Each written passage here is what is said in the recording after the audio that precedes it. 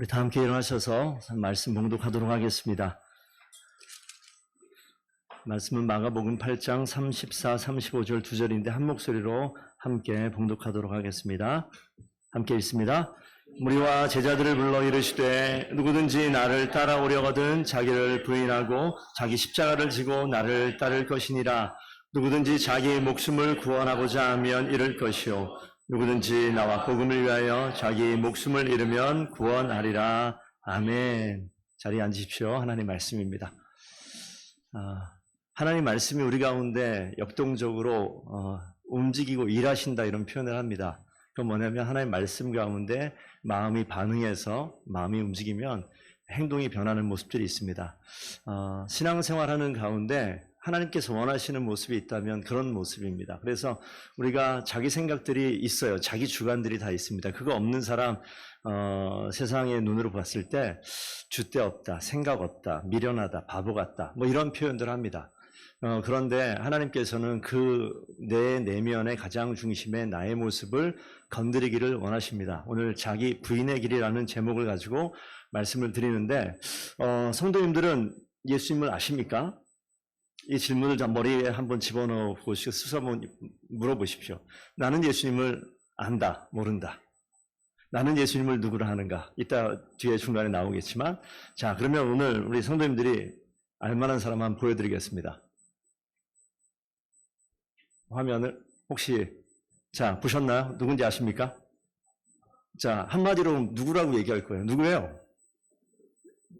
지금 예. 그 사람입니다. 근데 금방 얘기한 거 말고 하나 더 얘기할 거 있어요? 도널드 트럼프. 트럼프에서 도널드 트럼프까지 갔습니다. 그다음 사람 이제 더 이상 뭐 얘기할 게 거의 없죠. 예. 지식을 막 총동원해서 막 머리가 막 돌아갈 것 같은데 그럼 이 사람은 아십니까 혹시? 예. 아세요? 예. 이 사람에 대해서 한번 얘기하라고 그러면 얘기할 게 트럼프보다는 조금 더 많이 있을 수 있겠다. 이런 생각을 좀 해봅니다.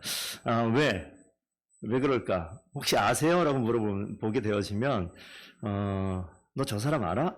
라고 물어보게 될 때 뭘 의미하는 거죠? 너 저 사람하고 관계 있냐? 친하냐? 뭐 이런 내용으로도 이해할 수 있을 것 같아요. 저희가 옆에 있는 트럼프를 잘 모르는 이유는 뉴스에서 얼굴만 봤지, 그리고 어떤 성향이나 이런 것들을 전에 들었지 직접 만난 적도 없고요. 당연히 전화번호 없고요. 아무것도 없어요. 제 전화번호 혹시 갖고 계신 분 계십니까? 예, 우리 그만큼 더 친한 거예요.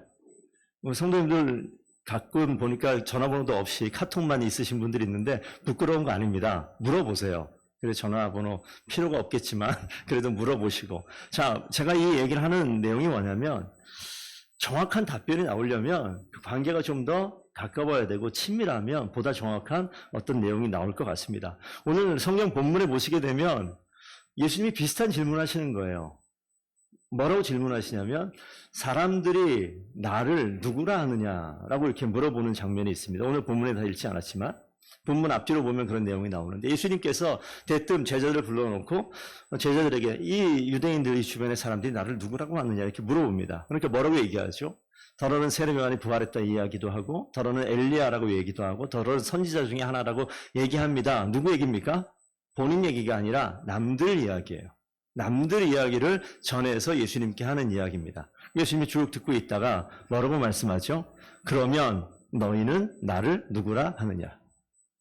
이 질문은 교회를 오래 다니면서도 별로 스스로에게 질문하지 않는 질문일 수 있어요. 여러분 혹시 스스로에게 한번 자문해 보셨습니까? 나는 예수를 누구라 하는가?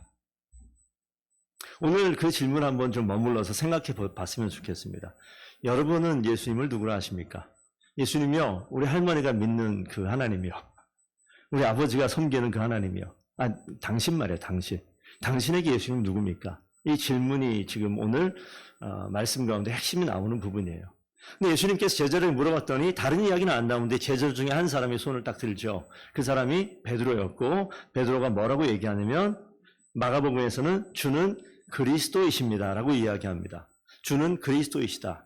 그리스도는 메시아라는 뜻하고 같은 뜻인데 헬라어 히브리어의 다른 단어 어휘라고 보시면 되겠습니다. 그러니까 주는 그리스도시다, 구원자다, 유대인들이 기다리는 그 하나님이다라고 이야기를 딱 해요. 마태복음엔 뭐라고 얘기하는지 여러분 아시죠? 주는 그리스도시요 살아계신 하나님의 아들이다라고 나와 있어요. 그러니까 하나님의 아들, 당신은 우리가 기다렸던 하나님이십니다라는 정확한 대답, 딱 흡족한 대답을 딱 합니다. 저도 그렇게 외우고 있었어요. 그래서 예수님 누구십니까? 그러면 주는 그리스도시요 살아계신 하나님의 아들입니다 라고 이야기를 여기에서 이야기하는데 이게 이 가슴에서 올라오는 이야기가 아닐 수 있잖아요. 저는 그렇더라고요. 가슴에서 올라오는 이 고백이 아니라 알고 있는 지식을 전달하는 내용이 되어지는 거예요. 그 지식 가운데, 그 말씀 가운데 머물러서 주는 그리스도시요 하나님의, 살아계신 하나님의 아들이다. 한 단어 한 단어를 분해해서 조각해서 여러분들이 한번 마음에 곱씹어 볼 필요가 있습니다. 그런 이야기를 베드로가 했는데 흡족한 대답을 이어지니까 예수님께서 뭐라고 말씀하시냐? 지금부터 아무 말도 하지 말라라고 경고를 해요. 저는 이 마가복음의 이 8장, 7장, 8장 넘어가면서 예수님께서 제자들을 훈련시킨다라고 지금 보는데 성도님들이 교회 오고 신앙생활하면서 계속 훈련받는 거예요. 훈련되어지는 겁니다. 그래서 예수님께서 3년 동안 제자들을 쭉 이끌어 가시다가 조금 뒤에 있으면 정말 어떤 일이 벌어지냐. 오늘 이 정확한 고백이 딱 있게 되어지니까 자, 학년 진급하는 것 같아요. 자, 오늘 진급 시험 봤어. 패스하게 되면 어디로 갑니까? 그 다음 학년으로 올라가는 거예요. 그 다음 학년으로 올라가는데 예수님께서 뭐라고 얘기하냐면 그때 내가 앞으로 고난을 받고 죽고 부활할 것이다 라고 처음 얘기를 합니다. 그전에는 얘기하지 않던 거예요. 그전에는 얘기해도 받아들이지 못할 만한 이야기를 지금 이 고백 위에다가 예수님께서 그 다음 단계를 보여주시는 거예요. 자, 여기서 분명히 중요한 것은 우리가 성경을 가까이 대할 때 이 성경에는 수많은 하나님에 대한 지식과 정보가 묻어나 있습니다. 그리고 어떤 것들은 내가 담아내기 어려운 내용들도 있어요. 분명히 한글인데 이게 마음에 와닿지 않는 내용도 있습니다. 왜 그렇습니까? 고백이 없어서 그래요. 고백이. 여기 많은 사람들이 이렇게 있지만 우리 부부들이 계세요. 부부가 부부 되기 전에 연애하시다가 결혼할 때 적어도 한 번은 뭐 했겠어요? 뭐 여러 종류의 언어의 무슨 표현은 다르겠지만 고백이란 거 합니다. 고백. 고백은 뭐예요? 나의 이야기, 내가 당신을 어떻게 생각합니다. 이런 이야기 말이에요. 부부들만 제가 볼게요. 같이 앉아. 부부가 떨어져 앉아 계신 분은 고백을 하셨겠죠. 네. 네. 중학교 때부터 쭉 연애하다가 결혼을 하면 고백을 안 했을까 했을까요? 네, 했겠죠. 그 고백이 되어지면 지금도 그 여자 집사님은 고백을 하세요. 사랑의 고백을, 관심의 표현을. 자, 이 고백이 왜 중요하냐면 고백을 하게 되면요. 제 경험으로 보니까 고백하게 되면 눈에 어떤 안경이 딱 씌워져 버려요. 고백하게 되면 그 다음부터 이 고백한 대상이 다르게 보여요. 세상이 가장 이뻐 보이고 세상이 가장 멋있어 보이는 게 이 고백의 능력입니다. 그 고백이 되어진 다음에 그 위에다가 예수님께서 뭘 심습니까? 베드로 고백 위에다 내가 고난받을 거야. 지금껏 본 건 뭐예요? 고난하고는 거리가 멀어요. 그분이 손을 대면요 안진뱅이가 이렇습니다. 그분이 손을 대면요 소경이 눈을 떠요. 그분이 손을 대면요 죽은 자가 살아납니다.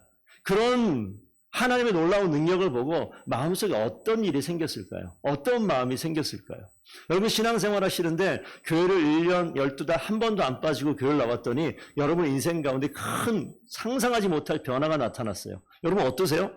좋으세요? 안 좋으세요? 좋지 않겠어요? 갑자기 사업하는데 사업이 번창을 해요. 여러분 좋아요? 안 좋아요? 좋지요 당연히. 베드로가 그런 걸 느꼈단 말이에요. 그리고 와 하나님이시네라고 고백했는데 그 고백 위에다 뭐라고 말씀하십니까? 내가 고난받을 거야. 그리고 죽을 거야. 그리고 너희를 떠날 거야. 주님이 우리가 항상 함께 하기를 우리 기도하는 마음이 많습니다. 우리 그렇게 기도합니다. 근데 주님이 뭐라고요? 고난받을 거고 죽을 거고 너의 곁을 떠날 거다. 라고 얘기하니까 베드로가 뭐라고 얘기합니까? 딱 막아서죠. 절대 그럴 수 없습니다. 이 장면을 예수님께서 뭐라고 표현하느냐? 뭐라고 표현하느냐? 사탄아 물러가라라고 표현해요.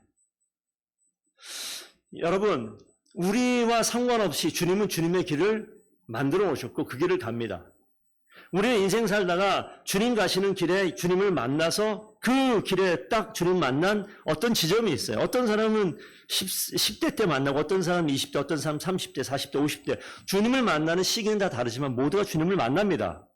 주님을 만나는데 여기를 잘 보셔요, 이제. 주님의 길이 이렇게 있어요. 나의 길이 이렇게 갑니다. 그러니까 어느 지점, 어느 타이밍에 만나겠죠. 만나면 그 다음 어떻게 됩니까? 나는 나의 길을 계속 가요. 주님은 주님의 길을 가시겠죠. 그럼 어떻게 됩니까? 크로스가 돼서 나는 나의 길을 가고 주님은 주님의 길을 가게 되면 이게 어떻게 됩니까? 시간이 지날수록 하나님과 관계가 멀어져요. 고백의 포인트에서 우리가 분명히 기억해야 될 것은 고백이 시작되어지면 나의 길을 주님의 길로 바꾸려고 애쓰는 것이 신앙 성장이고 성숙이에요. 베드로가 아직 그게 없어요. 그래서 사람의 일을 생각한다. 예수님이 그렇게 표현해요. 너가 사람의 일을 생각하고 하나님의 일을 생각하지 않는구나. 그것이 33절 보시면 뭐라고 써 있습니까? 8장 33절 사탄아 내 뒤로 물러가라. 내가 하나님의 일을 생각하지 아니하고 도리어 사람의 일을 생각하는도다 라고 얘기하면서 오늘 읽었던 본문입니다. 34절 보시면 뭐라고 써 있습니까? 누구든지 나를 따라오려거든 뭐 하라고요? 자기를 부인하고 그 다음 또요 자기 십자가를 지고 나를 따를 것이니라. 너의 길을 가던 것을 멈추고 이렇게 표현해도 되지 않을까라는 생각이 듭니다. 우리는 왜 뭐 다 자기마다 자기 생각이 견고하죠. 우리가 사람들을 만나보면 알잖아요. 저 사람은 주관이 확실한 사람이야. 그런데 건전하고 아주 남들에게 선한 영향을 미치는 사람이 있으면 우리가 존경하고 인정을 합니다. 그거마저도 그 생각마저도 주님을 만나게 되면 내가 주님 앞에 멈춰서서 하나님이 원하시는 그 길이 무엇인가 고민해야 되는 것. 베드로는 그 자리에서 고민하지 않았어요. 내 생각과 내 주장을 드러낸 거예요. 신앙생활하고 우리 성도들 만나보면 유능하신 분들도 있어요. 생각이 깊으신 분도 있고 똑똑하신 분도 있습니다. 그런데 그것이 말씀과 다른 이야기를 할 때가 있는 경우가 있어요. 그럼 여러분 어떻게 판단합니까? 그 사람을 판단할 것이 아니라 그 지점에서 내 스스로 한번 돌아보세요. 나는 과연 지금 하나님의 일을 생각하고 있는가? 사람의 일을 생각하고 있는가? 어제 우리 기도 카드 보내드린 내용에 이게 있습니다. 습관의 변화와 장소의 변화가 더해지면 관점이 변한다. 여러분의 행동의 변화와 장소의 변화가 합쳐지면 여러분의 생각, 관점이 변하게 되어진다. 저는 의미 있다 봅니다. 우리가 행하던 습관들, 내가 하던 일, 내가 하던 행동이 바뀌어져요. 왜? 하나님께서 멈추라 하기 때문에 바꾸는 거예요. 근데 그것이 예수님께서 뭐라고 표현했냐면 십자가라고 표현해요. 십자가는 죽음을 나타낸단 말이에요. 그러니까 우리가 우리의 살고 있던 삶의 패턴, 삶의 방식, 내 행동의 양식들 이거 바꾸는 거는 예수님께서 전 그렇게 표현했다고 분명히 믿습니다. 죽는 것만큼 어려워요. 그런데 죽는 것만큼 어려운 그 습관을 변화하고 장소가 변화돼요. 여러분 늘 가던 장소를 떠나게 되어지면 여러분 관점이 변합니다. 금요일 날마다 토요일 날 요즘은 이제 다 주말이라 일을 안 하고 쉬는 직장 생활 뭐 다 대부분 그러니까 금요일은 그래서 불금 이런 이야기 예전부터 많이 했잖아요. 여러분 불금에 어디 계십니까? 과거에 어디 계셨었습니까? 예, 금요일마다 놀기 좋아하는 젊은 청년들은 놀러 갑니다. 나이트 그러면 옛날 사람이잖아요. 어디 가요? 클럽도 옛날 사람인 것 같아요. 요즘 뭐라고 얘기하는지 모르겠어요. 금요일마다 놀러 그렇게 가는 그 자리를 늘 찾던 사람이 그 자리를 안 가는 것만 해도 어떻게 됩니까? 삶이 변화가 나타날 거예요. 그 자리 안 가면 어디 가겠어요? 그럼 교회 와야지. 교회 와서 기도하면 어떻게 바뀌겠습니까? 극단적인 예를 드는데 여러분 있는 장소가 변하면 사람의 행동이 변할 수밖에 없는 일들이 있습니다. 어제 목장 모임이 있었어요. 제가 가서 식사를 같이 합니다. 그러니까 저희 성도들 더본교회, 이전에 소풍교회, 이전에 제가 섬기던 어떤 교회 마찬가지입니다. 모든 교회에 성도들 우리가 사회생활 하면서 다 술 한잔씩 합니다. 뭐 그거는 다 아는 사실이에요. 그런데 이걸 어떻게 바꿀까? 건강의 문제든 신앙의 문제든 어쨌든 고민을 다들 합니다. 그런데 바꿔야 되는데 언제 바꿉니까? 언제든 바꾸겠죠. 그리고 바꿔주실 겁니다. 그런데 그런 사람이 직장에 일 끝나고 금요일날 회식하면서 술 한 잔씩 하는데 그 자리에서는 술 한 잔씩 해요. 그런데 목사를 만나게 되면 어떻게 됩니까? 저를 존중하는 의미에서 술을 안 마셔줍니다. 감사하게. 뭐예요? 장소가 바뀌니까 내 행동도 바뀌는 일들이 있어요. 그렇게 되면 뭐라고요? 관점이 바뀌기 시작하는 거예요. 환경영향평가라는 거 들어보셨습니까?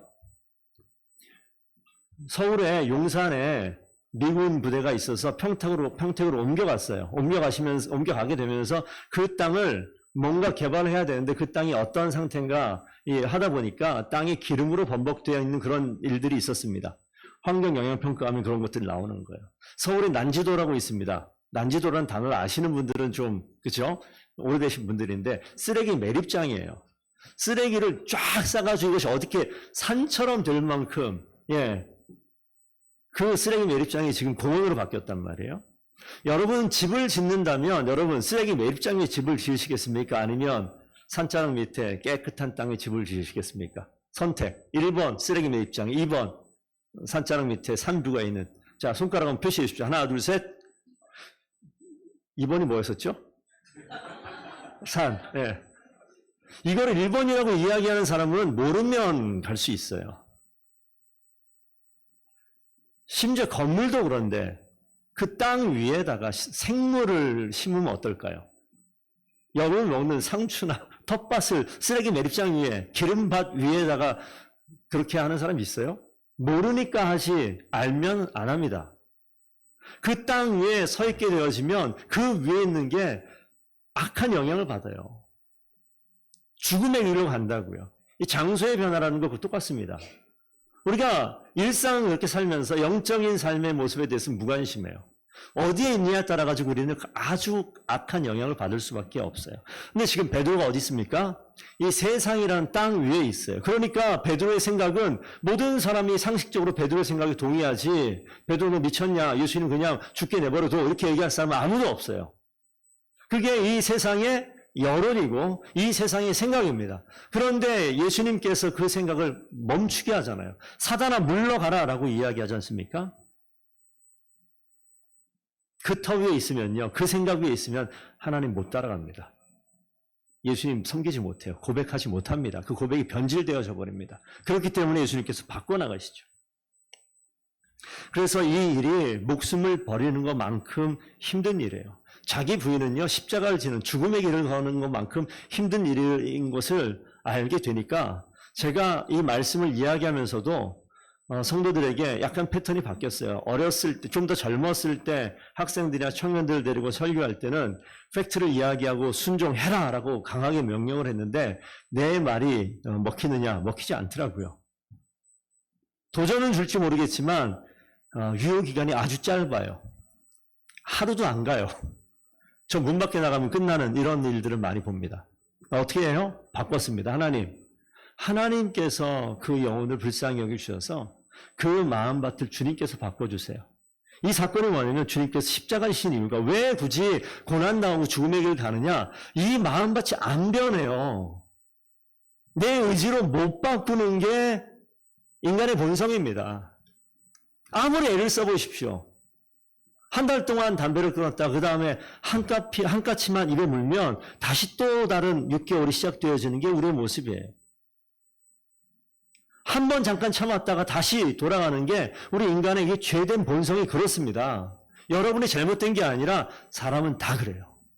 그렇기 때문에 예수님이 선택한 것은 뭐냐면 땅을 바꾸는 거예요. 이 땅을 바꾸는 거예요. 이 장소를 바꾸는 거예요. 우리가 하나님 나라 백성이다라고 이야기하는 이유가 거기에 있습니다.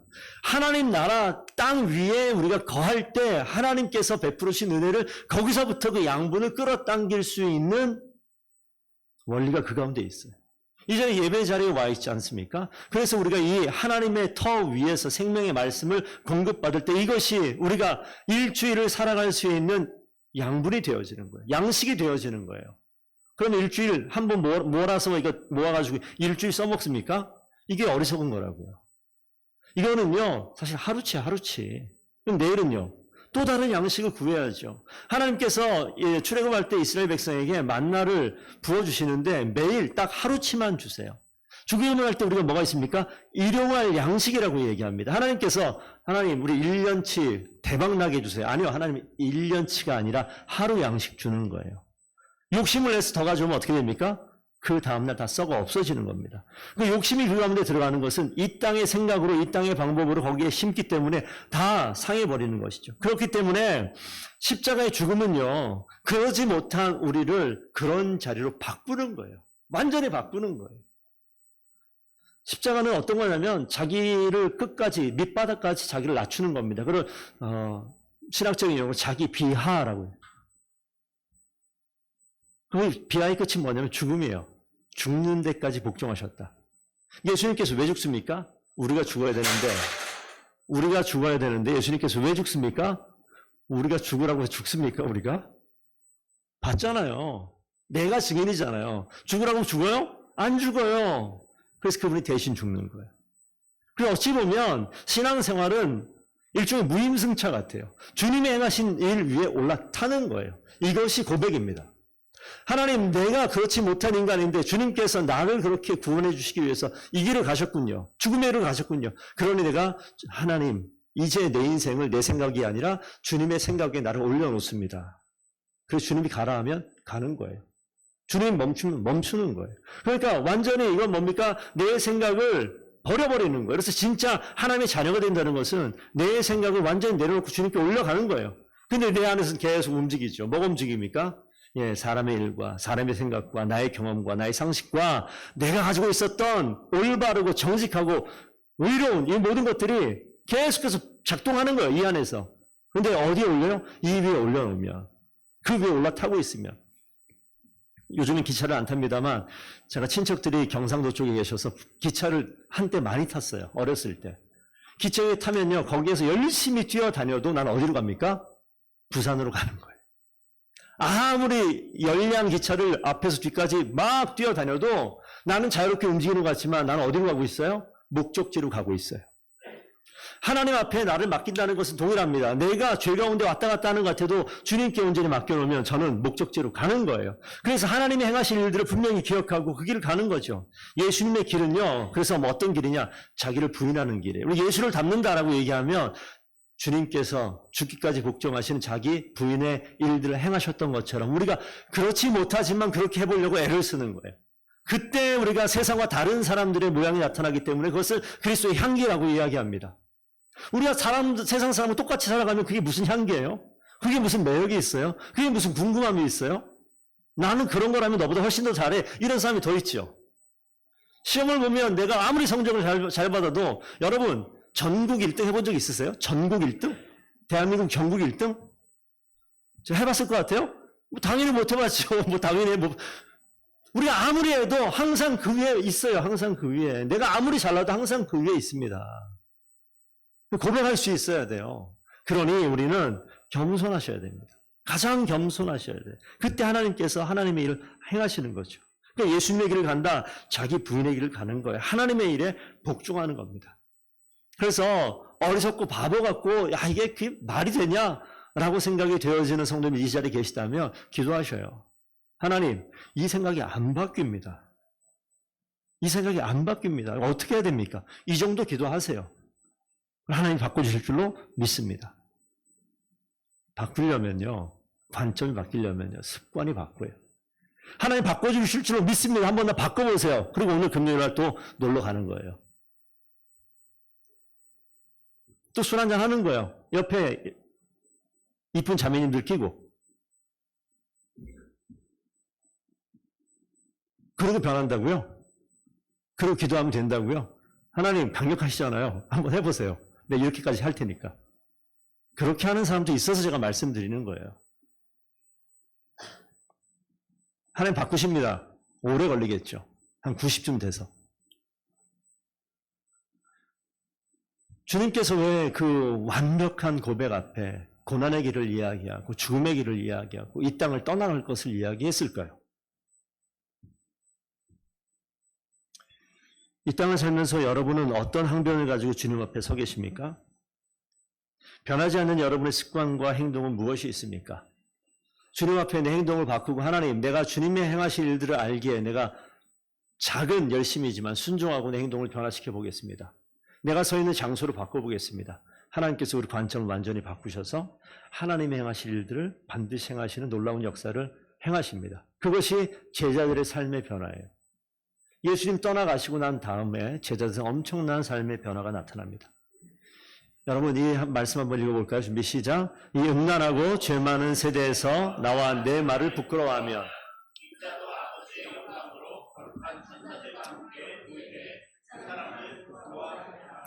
예, 부끄러워할 수 있습니다. 우리가 생명의 길을 준비하면서 전도하는데 용기가 안 나고 두렵고 이 복음을 전하는데 외면당하고 무시당하고 야, 그 얘기하려면 절로 꺼져. 친구들이 그렇게 얘기할까 봐 마음이 두려워 떨리는 그런 모습들 있을 수 있습니다. 저도 그래요. 저도 두려워요. 낯선 사람에게 얘기하는 거 힘들어요. 그러니까 왜 기도하는 거? 하나님, 나 힘들어하는 거, 부족한 거, 두려워하는 거 주님 아시잖아요. 용기를 주옵소서. 그 다음날 눈 뜨면 또 두려워요. 또 힘이 안 나요. 그렇습니다. 근데 그 자리에 있게 되면 그 지혜를 주세요. 그냥 말하기 힘드냐? 한 번에 말하기 힘들면 단계를 나눠서 이야기하면 될 거 아니야. 이런 지혜를 주세요. 한 걸음씩 가는 거예요. 친절히 대하고 관심을 표하고 물질을 흘려보내고 그렇게 하는 거예요. 여러분 누구랑 친합니까? 나에게 일주일에 한 번씩 전화 오는 성도들이 혹시 우리 교회 공동체 가운데 있으십니까? 있는 줄로 믿고 싶습니다. 네, 여러분이 꼭 그런 분들 되셨으면 좋겠어요. 그분이 주일날 오면요, 왠지 얼굴 한번 더 보게 됩니다. 집사님, 지난주에 연락 주셔서, 어떻게 잘 지내셨어요? 이렇게 웃으면서 이야기할 수 있어요. 6개월이 지나고 1년이 지났는데, 분명히 얼굴은 다 아는데, 문자 하나, 카톡 하나, 전화 하나, 안 하는 분들이 있죠. 세상의 방법대로 살지 말자고요. 세상의 방법 아닌 다른 방법으로 살아보자고요. 그럴 때 하나님께서 우리의 마음을 바꾸고 움직이는 것을 봐요. 저는 여러 번 해봤지만 목사이긴 하지만 목사이기 때문이 아니라 우리 정도가 아니더라도 제가 한번 말씀드리지 않았습니까? 한 20년 동안 연락 안 해도요. 연락하게 되면 맨 처음에 의심하죠. 제가 목사니까 뭐 별말은 안 합니다만 여러분 한 20년 만에 전화 오면 여러분 전화 받아요? 받기 부담스럽지 않으세요? 이 친구 왜 전화했나? 대부분 지금 나이 때, 저희 나이 때 되면 뭐 부모님이 돌아가셨나? 이런 생각 좀 할 수 있고 좀 더 젊은 나이면 일하다가 뭐 돈 빌리려고 전화하나? 근데 대부분 그렇게 전화를 해요. 근데 그게 아니라 관심을 표하면 어떻게 됩니까? 상황이 바뀌어요. 이걸 안으로 끌고 들어와 볼까요? 우리 성도님들 오늘 여기 예배 참석하지 못하신 분들이 있어요. 그럼 어떻게 하시겠습니까? 한번 둘러보세요. 둘러보고 지금 얼굴 떠오릅니까? 누가 안 오셨나요? 예, 안 오신 분 있죠? 지금 있었는데 왜 없지? 보셨어요? 그분에게 연락하시라고요. 교회 왜 안 왔어? 라고 연락하는 거긴 합니다만 교회 왜 안 왔어가 아니라 내가 지켜보고 있었다는 거예요. 교회를 안 와도 한 달 동안 안 보여도 오든지 말든지 아무런 반응을 하지 않게 되어지면 그분이 교회에 대해서 무슨 사랑을 느끼고 그분의 공동체에 대해서 무슨 애정이 있겠습니까? 정말 중요한 거예요. 내가 구원받고자, 내가 하나님의 은혜 받고자, 내가 하나님의 도움을 받고자 하나님만 쳐다보는 게 아니라 하나님 정말 하나님 그 가운데 있으면요. 하나님 하신 일이 뭔데요? 자기를 낮춰서 이 땅까지 와서 자기 목숨을 버리고 뭐 해요? 이웃을 살피게 하잖아요. 그 일을 하는 거예요. 그래서 한번 전화하시면요. 그 다음에 주일날 교회 와보세요. 그분의 얼굴이 달라 보여요. 반드시 달라 보여요. 그런 일들이 있으셔야 됩니다. 그런 과정이 거쳐가면서 어떻게 됩니까? 예, 말문이 열리고 없었던 용기가 생겨나고 두려움이 사라지고 대화가 소통이 되어지고 웃는 얼굴을 쳐다보는 일들이 있게 되어집니다. 여러분의 전도 대상자들이 꼭 7월 7일이 아니더라도 우리는 그런 삶을 사셔야 되는 분들이에요. 하나님이 원하시는 삶 위에 나를 올려서 그 삶을 살아가는 모습이 우리 가운데 반드시 있으셔야 됩니다. 그래서 여러분 때가 되어지면 좋은 것, 자랑스러운 것 이런 것들 제가 나이가 이제 50을 넘었잖아요. 그러니까 친구 목사들이나 이런 친구들 보면 이제 뭐 대학을 가기도 하고, 심지어 어떤 친구는 결혼을 한, 정말 빨리 결혼한 친구들, 목사님들 빨리 간혹 20대 막 결혼하는 이런 분들 계시거든요. 결혼을 해가지고 할아버지가 된 그런 경우도 있더라고요. 근데 제가 잘 보면 이분들이 예전에 내가 안 그랬는데 50이 지나고 나니까 이 사람들이 만나면 바뀐 게 있어요. 뭘 바뀌었나 봤더니 자식 자랑하고 있어요. 근데 저는 그 이상하다 보진 않고요. 그러니까 어떻게 된 겁니까? 예, 그래요. 자랑할 게 있으면 감추지 않고 드러내게 되더라고요. 못 감추게 되어지는 모습을 보게 되어집니다. 못 감추잖아요, 여기. 못 감추는. 자식이 태어나도 못 감추고, 자식이 좋은 대학 갔다고 막 카톡 프로필 사진에 올려놓고, 안 그럴 것 같았는데 왜 그러지? 이런 생각이 드는 거예요. 뭐 자랑할 일들이 생겨가지고 드러내는 거예요. 자, 그래서 이제 마지막 질문 드립니다.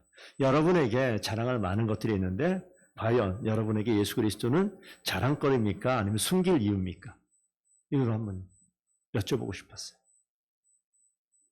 우리가 교회 한번 와라 라고 얘기하는 것이 아니라 내 가운데 내 마음에 내 인생의 삶의 방향을 바꾸어버린 그 하나님이 일하신 내용에 대해서 여러분들이 스스로 정리 한번 해보셔요. 그리고 이 이야기는 들어야 돼요. 누가 들어야 됩니까? 나의 가장 소중한 그 사람이 들어야 돼요. 그런 일들이 우리 성도들 가운데 있기를 바라겠습니다. 자, 마지막 성경 본문 한번 읽어보겠습니다. 야고보 4장 10절 말씀 한번 읽습니다. 시작. 주 앞에서 낮추라. 그리하면 주께서 너희를 높이시리라. 저는 이 말씀 참 좋아합니다. 주님 앞에서 여러분 낮추시면 주님께서 높이십니다. 이 말씀은요, 진리예요. 그래서 사람들 앞에서 동일하게 통하는 이야기입니다. 주님 앞에 여러분들이 낮추시듯이 여러분 옆에 있는 성도들 앞에 내가 낮아지면요, 존경받아요. 섬김받습니다. 인정받습니다. 우리 교회 공동체 가운데 교만하지 말고 겸손하게 서로를 돌아보고 낮추고, 나를 죽이세요. 주님께서 십자가시고 목숨을 내어놓으라고 한 것은 작게 교회 공동체 가운데도 분명히 적용이 됩니다. 나를 낮출 때 하나님께서 우리를 높이시는 놀라운 역사가 반드시 있습니다. 더불게 모든 성도들은 나를 낮출 때 하나님이 일하시는 놀라운 일들을 경험하시는 귀한 성도들 다 될 줄로 믿습니다. 우리 생명의 길 전도 대상자를 위해서 이렇게 마음을 낮추고 삶을 낮추고 우리가 온전히 섬겨 나갈 때 하나님이 나를 통해서 예수의 향기를 드러내는 귀한 일꾼들 다 되게 할 줄로 믿습니다. 아멘. 아멘. 기도하겠습니다. 아버지 하나님, 감사드립니다. 하나님 우리를 위해서 행하신 하나님의 은혜를 깊이 한번 생각할 수 있는 귀한 성도들, 귀한 하루 되기를 원합니다. 그래서 내 가운데 내 삶의 길을 살아가는 과정 가운데 하나님께서 행하신 일들에 대해서 한번 멈추고 깊이 생각하며 하나님 행하신 일들을 기대하고 순종하며 주님 말씀에 나를 복종시켜서 아버지 말씀에 철저히 순종하며 인생을 바꿔나가는 고백이 우리 더문교회 모든 성도들 가운데 있기를 간절히 소원합니다. 그럴 때 내 가운데 일하시는 하나님께서 반드시 역사를 행하시고 반드시 주님께서 행하시는 놀라운 은혜를 붙들고 나아갈 때 삶의 수많은 문제들이 하나님의 방법으로 해결되어지는 놀라운 역사를 모두가 경험하는 더문교회 모든 성도들 되게 하여 주시옵소서. 주께서 그리 인도하시리를 믿사오며 감사하며 예수 그리스도의 이름으로 기도드리옵나이다. 아멘.